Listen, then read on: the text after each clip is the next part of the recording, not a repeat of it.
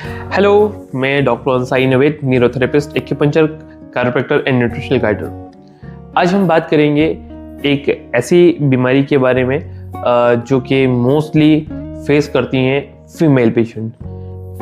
Hair fall होना वो सिर्फ फीमेल के अंदर नहीं है, किसी और आदमी या लड़के के साथ भी ये प्रॉब्लम आजकल ज़्यादा देखने को मिलती है। पहले हम बात करेंगे औरत के अंदर ये प्रॉब्लम क्यों होती है, सबसे ज़्यादा बाल उनके क्यों झड़ते हैं, रोल बॉडी के अंदर प्ले करता है। वो ये है कि दो हार्मोन होते हैं, सेक्सुअल हार्मोन होते हैं लेडीज़ के अंदर, जो कि एक होता है एस्ट्रोजन हार्मोन और एक होता है आपका प्रोजेस्टेरोन हार्मोन।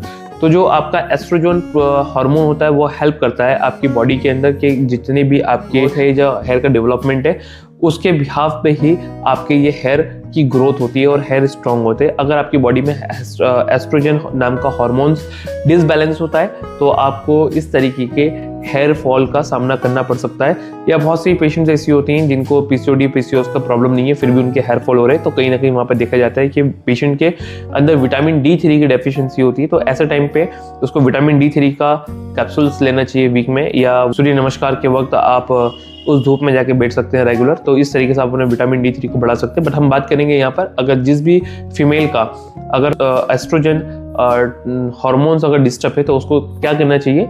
उसके सीधे वाले हाथ पे जो सबसे कोनी से लेके आपके वृष्ट तक का यहाँ पर 3 पॉइंट्स होते हैं। कोनी पे सबसे पहले यहाँ पर एक पॉइंट हो गया, बीच में आपका एक पॉइंट हो गया और सबसे लास्ट में वृष्ट के पास कलाई के पास एक पॉइंट हो गया।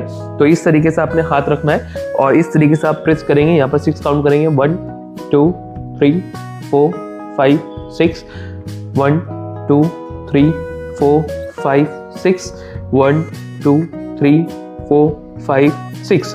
तो जैसे मैंने ये 3 पॉइंट्स को 6 का काउंट किया है, इसी तरीके से ये एक सेट होता है।